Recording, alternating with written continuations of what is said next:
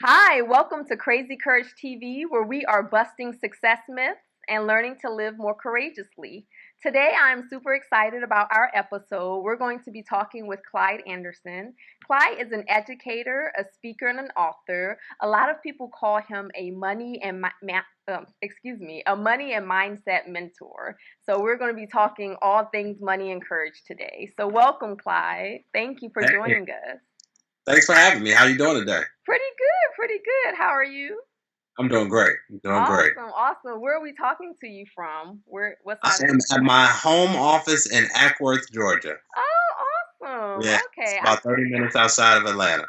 Awesome. I spent about 12 years in Atlanta, so I'm very Really? familiar. Yeah. Okay. Okay. Yeah. All right. Well, yeah, I love it. I've been here about 20 years, and so it's like home now. Okay, awesome, awesome. Well, just so that we can get to know you a little more and the audience can get to know you, could you tell us, Clyde, what has been one of your most courageous moments, either personal or professional? Wow. I think one of my most courageous moments is I've been self-employed probably for about 5 years, and stepping out on faith was probably the biggest thing. But I've always been pretty much 100% commission employee, so I'm used to, if I don't hunt, I don't eat. If I don't work, I don't eat. So my most courageous moment was really sort of stepping out there to fully let go and removing the net and saying, I'm an entrepreneur and Okay. this is what I do, Okay. full time. Okay. I love that. I would definitely say that was one of my most courageous moments too. Actually, since you live in Atlanta, I worked right outside of Atlanta in Sandy Springs, and that Yeah. was my corporate job right out of college. And leaving that job and going out on my own was definitely one of the hardest things I ever had to do. It's rough. I mean, I tell people it's like jumping off a building and not having a net there. And Yeah. so when it was time, I felt like a hand pushing me, Okay. further closer to the edge. And I knew it was time, Hmm. and but it didn't make it easier to do. Okay. So you have to find that courage. But I think as an entrepreneur, every day you have to find some courage Okay. to keep going. It's true. Yeah. So that's good practice because it never stops after that. Exactly. Exactly. Welcome to the world of an entrepreneur. So Yes. true. Now, did that sort of give you the inspiration to write Fundamental Wealth Principles? You working on your own money stuff? Well, what originally started for me was when I came out of college, I went to Clark Atlanta University. Okay. Oh, I went to Spelman. My AUC sister. Yes, Yeah. yes. So I came out of Clark. I got into the mortgage business Okay. down in Florida. I was working in Florida, working for a company that was starting up. And I was about 23, 24, getting in the business. And I happened to be the only black guy in an office full of white guys. And they really embraced me and taught me a lot more than I had ever learned about money. I Okay. grew up in a small, well, not small, I grew up in Detroit, Michigan, but off of a little street called 8 Mile Road. Okay. And it was just me and my mom, and we never really had conversations about money. So here I am thrust into a role to help people get something that they wanted special, Okay. a home loan. And it's a biggest purchase that you ever make in your life, and I had to really learn a lot. And so I had to learn about myself as far as finances and understand and know what insurance was and how my credit was and how to fix it. And so I got really good at fixing situations. I got a lot of stuff that they didn't want to do, Okay. no credit, bad credit, no money. And so it was a lot of people that they hadn't learned either. So I took it upon myself to say, okay, now it's my responsibility to teach them what I know. Okay. And I helped a lot of people. But anytime someone would come in my office, they would always say, well, you see, what had happened was, I co-signed for my cousin and he never paid the car note, or I went through a nasty divorce. And so I wrote a book. My first book is called What Had Happened Was. What? And I started a publishing company really just to put the book out, and it took off. And that's what ended up getting me on CNN was the first book, What Had Happened Was, that I wrote probably about 9 years ago now. Okay. Okay. Yeah. Awesome. Yeah, you've been on CNN over like 400 times, right? Yeah, yeah. Okay. Last 8 years, we've done CNN. So I was their money consultant. We talked everything about small business, Okay. personal finances, student loans, anything related to money. That's what I talked about. And so the book was what really got me on there and got me going. And so my own experiences, the ups and downs, especially being 100% commission, a lot of times, we make a lot of money and we think we're always going to make a lot of money. That's not always the case, Okay. and so we make some mistakes. And a lot of times for me was, I thought the stuff that I was telling other people didn't apply to me because I made a lot of money. Mm-hmm. And it wasn't until I lost a lot of money that I realized, like, okay, wait, these principles are the principles, regardless of how much money you make. And Okay. that's what really woke me up. And that's what really got me to the point which led to the second book is Fundamental Wealth Principles. It's just really helping people get those principles. Okay. I think what you said is so important because the principles are what's important no matter how much money you make. Right, And I think sometimes, especially if you're working in corporate or wherever you're working in sales right. and you're making a lot of money, you think, well, I don't really need to work on money stuff. I make a lot Yeah, of money, you know? But you exactly. may Why not be budget? growing it, you may not be investing it, Right, so right. At the end of the day, it's not how much you make, it's how much you spend. And so mm, I know a lot of people that have big salaries, but right. they probably don't do as well as some people that make lower salaries just because they don't manage it well. And Okay. so it really comes down to management, but also mindset too. Okay. It's not a lot of times it's not about the money, it's how we think about the money and Okay. how we position ourselves. And because before we do anything, we think it. And so if I can change my mind, I can change my life. Okay. Yeah, I think that's true. That's awesome. And I know in fundamental wealth principles, you talk about an important element of building wealth is knowing who you are. And I Yes. love that because that's not something you read in a lot of finance books. You know what I Yeah. mean? Could you talk about that a little bit? Yeah, definitely. I think I'm unique when it comes to that respect as far as talking about money because I deal with a little bit more of the fundamentals and the more of the principles behind it. And that mindset is a big piece, but also knowing who you are. As we grew up, people always say, well, what do you want to be when you grow up? And rarely did anybody ask you, who are you? Like, what's that inside of you? Oh, How were you wow. created? What were Right. you created to do? What are you drawn to? What do you have affinity to? Okay. What are you passionate about? And I think until we discover who we really are, we can't help anybody. We can't do a lot of things, and we can't walk into the purpose that's been created for our lives or what we're supposed to do. And we all have some sort of unique talent, gifts, abilities. And Hmm. until we explore those, we can't really maximize that opportunity or where we're supposed to be. And Okay. so I really want people to understand that piece before, you get into the money, but who really are you? Because once you know that, you know who you are, you can help a lot of other people, but you can also help yourself. Okay. Okay. I like that. And do you Yeah. feel like exploring your passions opens you up to building more wealth? Definitely. I Mhm. think, playing it safe is not the road to wealth. Yeah. If you look through history, anybody that's created anything of significance or abundance really had to step out there. They walked the tightrope or they stepped over the rope and really obliterated the whole box. And so that Mhm. box thinking has to go. You really have to be courageous. You Okay. really have to have, something that's saying that's driving you. So I think the passion a lot of times, if you tap into the passion, it drives you to your purpose. Okay. Doing something that you love to do. And people used to always ask me, what would I do for free? And I said, well, I'm a businessman. I won't do anything for free. Until I realized like a lot of the work I was doing to help other people, I wasn't getting paid for. Okay. Okay. You said something box thinking. Now, obviously, I know that comes from like living in the box. I know what it means to live in the box, you know what I mean? But box Right. thinking, could you talk a little bit about that? Yeah. Yeah, box thinking. I think a lot of people are caught up in box thinking. In my first book, what happened was I talked about four characters that live in a town called reality, somewhere between perfect bliss and rock bottom. It was too good to be true, just to get by. D. Joneses and couldn't care less. And these four characters, I think, embody the characters I had been and most people. And so if you look at some of those characters, just like just to get by, and that's who most Americans or most people are in general, is they do enough just to make it. And so they sort of fall in line to what everyone else is doing. And so Hmm. they become copycats, and there's no way to stand out being a copycat. And Hmm. so you really want to first understand that there is no box. I think the first thing that we have to really understand, we've been told or taught about this hypothetical box. Hmm. There's a box to think outside of. And so that means it's free to think, or we're free to think whatever we want to think, to dream whatever we want to dream. But a lot of the time, we follow the status quo and we Okay. stay, sort of stuck in this place that we're not happy with. And I always say it's easier to be oppressed than it is to be free. And Hmm. so a lot of people choose to stay oppressed because I'll get paid on Friday. Right. So I'll stay here even though I hate my Right. job. I'm gonna hang out here, but that's oppression. And so Hmm. you just gotta decide what you really want for your life. And I think once you step out of that and really just kind of crush that box, you'll see there's a whole world out there waiting for you, and just to go ahead and embrace it and tell it what you want. Okay. Instead of waiting for the world to tell you what it's going to give you, go out and say, what do I want, and get it. Okay.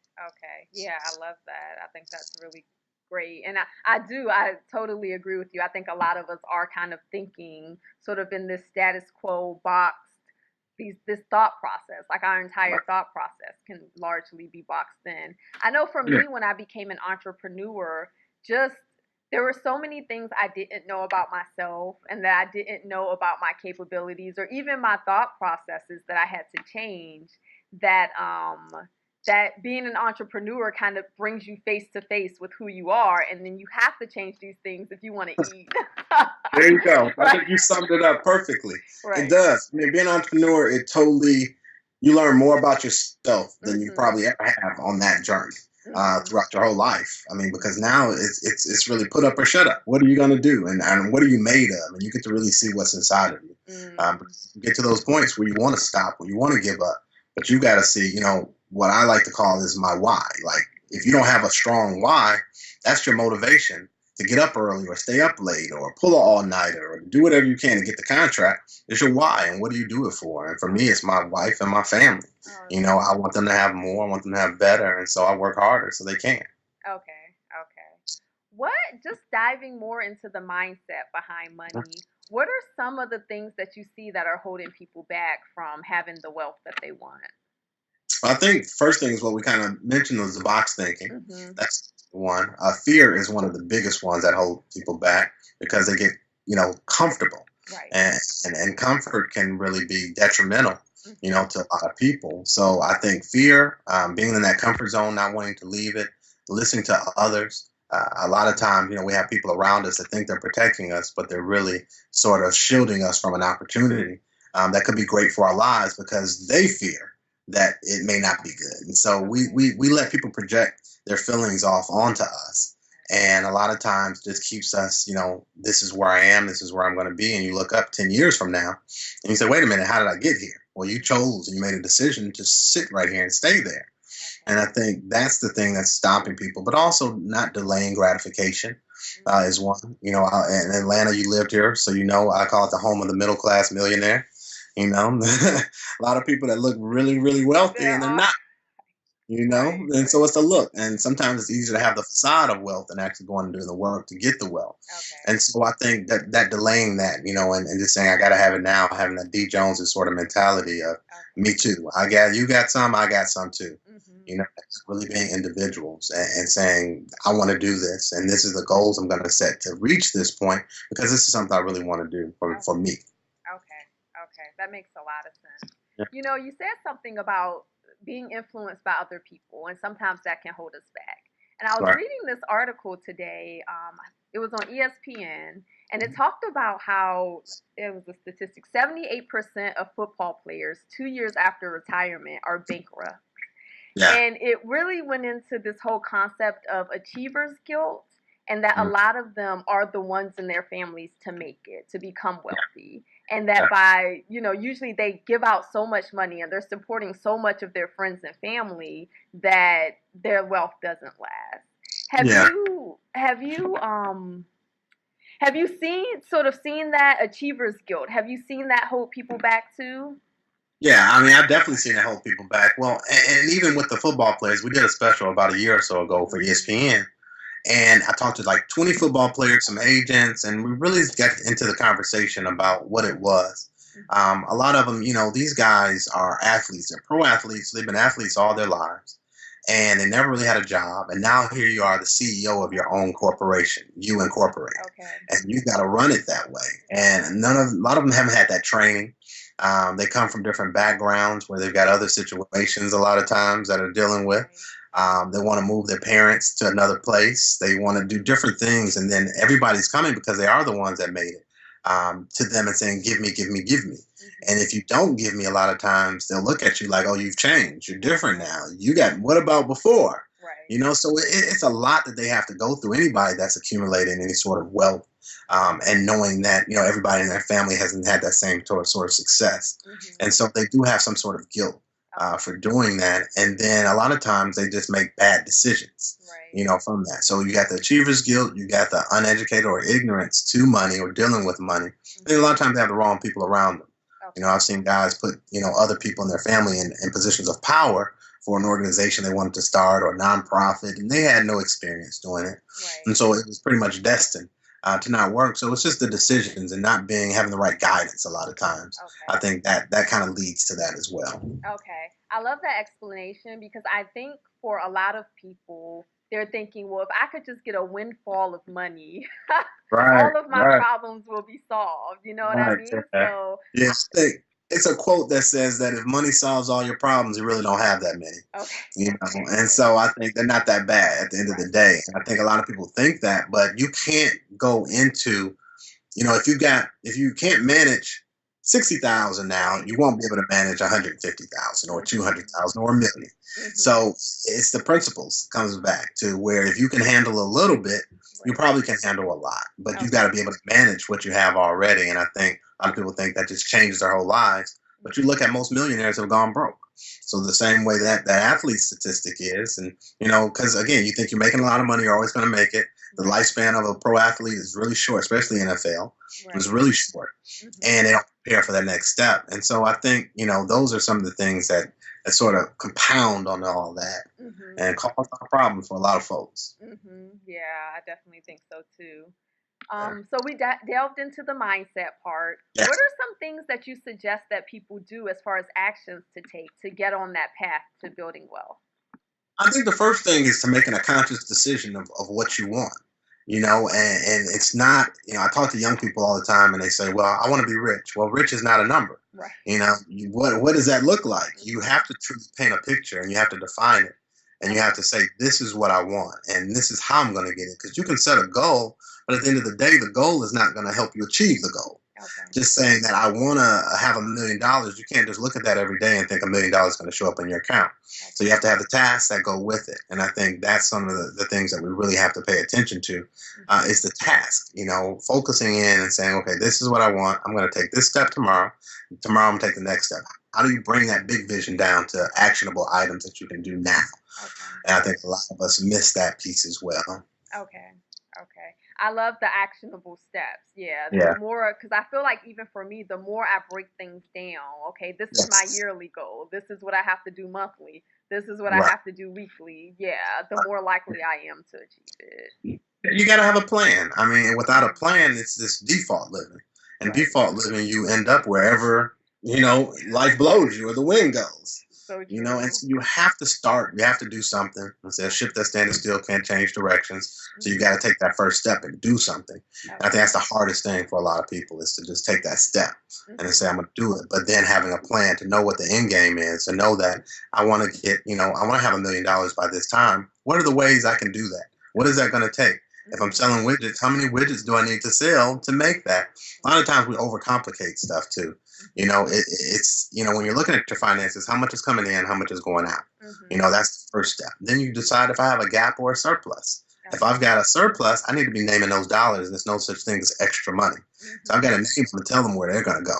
Right. And then if I've got a gap, I've got to learn how to fill that gap. And a lot of us aren't tapping into our gifts and talents to Okay. really fill those gaps. We know how to do things. We're great, brilliant, creative, but we don't tap into those gifts that we've been given to say, this is how I can make an extra $2,000 a month. Oh, And okay. so we started a program called Think and Be Financially Free.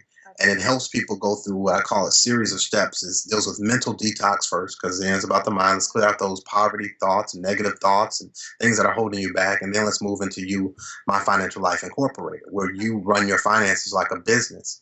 And then the last one is creating a stream of income. And Mhm. so we want to show people, and that's what we're doing right now, is to show them how to use those gifts and talents that you have to Okay. fill the gaps that you have to get the Okay. things that you want. It's not always about saying I'm going to start a company and be a millionaire or do an IPO or any of those things. It may just say I need $2,000 more a month. Okay. So that's going to help me live the life that I choose to live. Mhm. But we go a lot of times to look for somebody else to fill that gap for us, to hire us or to do something instead of saying, well, Ms. Jones makes great cakes. Why didn't she organize and sell those cakes and create her website and show people what she has? Mhm. And embrace the technology and it's opened us up. The playing field is wide open, It so is. there's no more excuses. Mhm. And that there can be it can be a joyful experience. Bringing in more money doesn't have to necessarily mean getting a second job that you may not like any better than the first job, you know? Like it can actually be a fun experience. Yeah.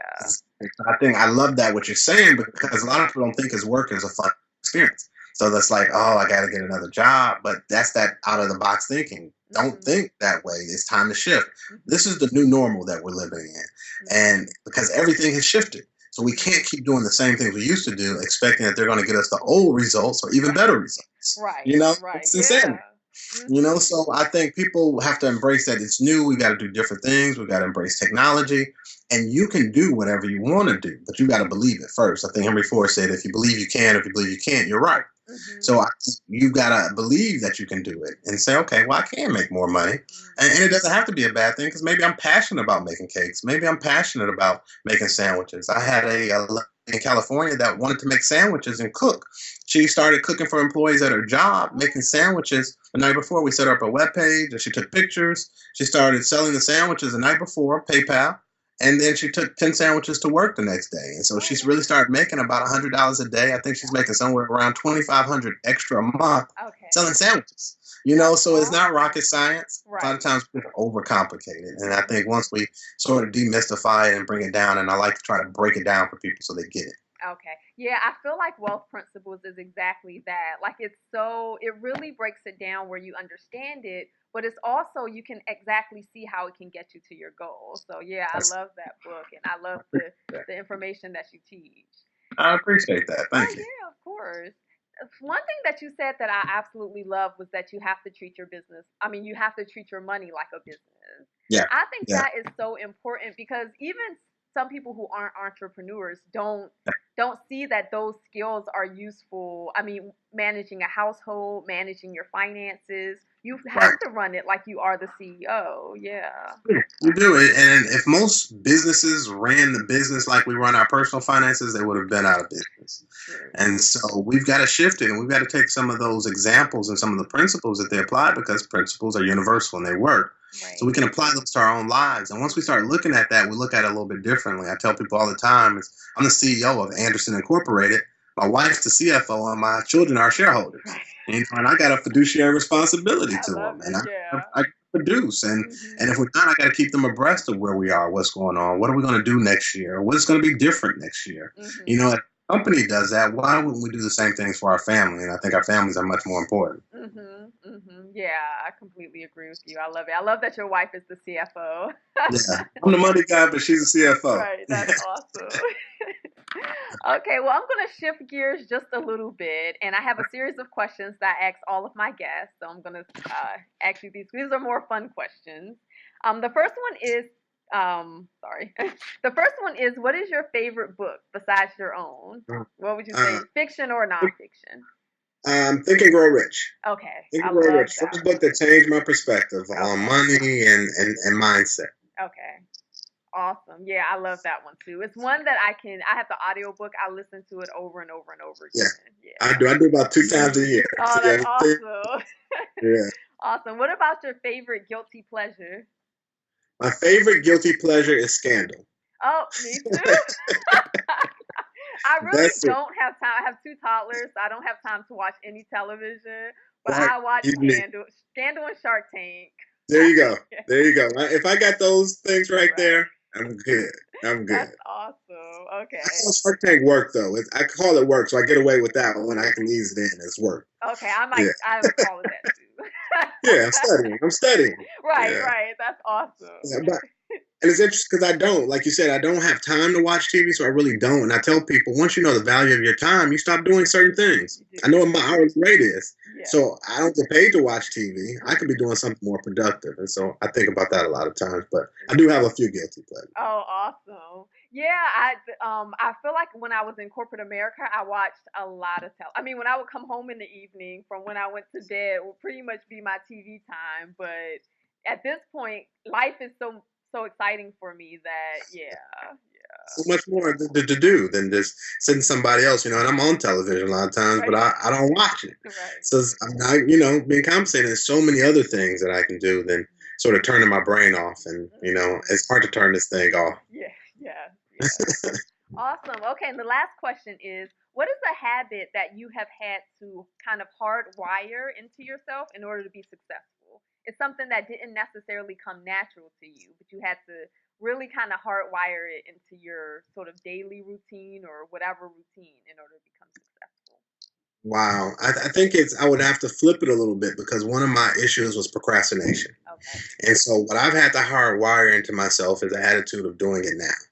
I met a guy named Peter Daniels years ago. He's an Australian billionaire. And this guy was an illiterate bricklayer until he was 24.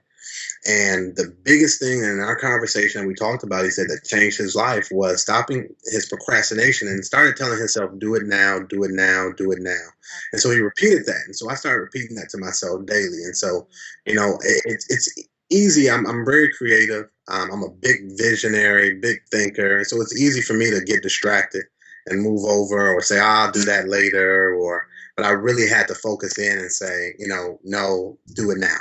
And that became my mantra. And so that's the thing I have to tell myself consistently, or I'll slow, or do something else, or lose my focus. And so being focused is very important. So I have to make sure that I'm doing it now. Okay, I love that. And about how long have you been doing that? Wow, probably for the last 6 years. As Awesome. it's really, I met him probably at least about 6 or 7 years ago, Okay. and it stuck with me. And I followed him and watched his success, and I realized that okay, if this is one of the things that helped this guy become a billionaire, there's something to it. Okay. And maybe I need to embrace that attitude of don't worry, don't put it off now, Okay. or put it off till tomorrow. Handle it now. Okay. And Monday comes quick. When they say, worry on Monday, but Monday's gonna come around real quick. It sure And does. so, let's go ahead and handle this right now. Okay, awesome. And you've seen your procrastination tamper off or taper Oh off. my goodness, definitely, definitely. I want to tackle stuff. It's a sense of accomplishment I get from now tackling it, having it done instead of that weight that weighs on you. And oh, I still got to do this. Oh, I still got to do this. Instead of having that, it's enough stuff I have to think about. So I don't want to forget anything. And so the easiest way to not forget something is to do it right now. Okay, I love that. Yeah, that's awesome. Yeah. Awesome. Well, our time is coming to an end. Is there That was great. This was fun. This I is know cool. it was so fun. I can't believe the time has gone by so quickly. I've loved every second of this conversation. It's been awesome. Thanks for having me. It's been a pleasure. You too. So what if people want to learn more about you, where can they go? They can go to my website at ClydeAndersonOnline.com and check me out there. There's lots of information, lots of programs. My books are there, but also the Think and Be Financially Free program that we're doing. They can sign up for it there. We've got a couple different ways to do it. We're in the middle of right now doing a 30-day for people that are already saying that I don't want to be in that same comfort zone going into 2015. I want to learn how I can create a stream of income, or I want to learn how I can manage my money better. And so we're working with about 25 folks right now, and we're going to keep those rotations going. And just to really, get people shaken up, disturb that norm so they can realize their potential and tap into it. Okay, awesome. Well, it sounds like a great program. So I wish you much success with that. Thank you very much. I appreciate it. Awesome, awesome. I look forward to staying in touch with you as well. Anything I can do to help, because again, I believe in staying around hot coals. Once the cold gets by itself, it's not cold. Yeah. So, Yeah, definitely. Yeah, we should definitely keep in touch. I'd love to continue to see how your project unfolds and everything. So Thank you. Well, it's a pleasure, and continue to do what you're doing. I love what you're doing. So thank you for having me. thank you, and thank you everyone for watching. This has been another courageous conversation. We don't have to stop the conversation here. Head over to crazycourage.com where you can answer the question of the week, which is, what are you passionate about? Leave a comment letting us know just at least one thing that you're passionate about. And let's all share. Let's share our passions with each other. So until next week, this is Kiana Miner with Crazy Courage TV, wishing you much love, joy, and crazy, crazy courage. Bye. All right, time to select our winner from our last giveaway. And the winner is Sandy. Congratulations, Sandy. I'll be getting in contact with you to send you your prize. It's giveaway time. To enter our giveaway is super easy. All you have to do is leave a comment below answering our question of the week, and you will be entered into a giveaway to win Clyde Anderson's book, Wealth Principles. This book is so life-changing. It will help you get your money game in order. The question of the week is, What are you passionate about? Just leave us a comment below. Let's share our passions with each other. Name at least one thing you're passionate about. Thank you so much for joining us. While you're at crazycourage.com, go ahead and sign up for our email list where you'll get training on how to be your most courageous self. Don't forget that Crazy Courage TV airs every Tuesday at 10 o'clock.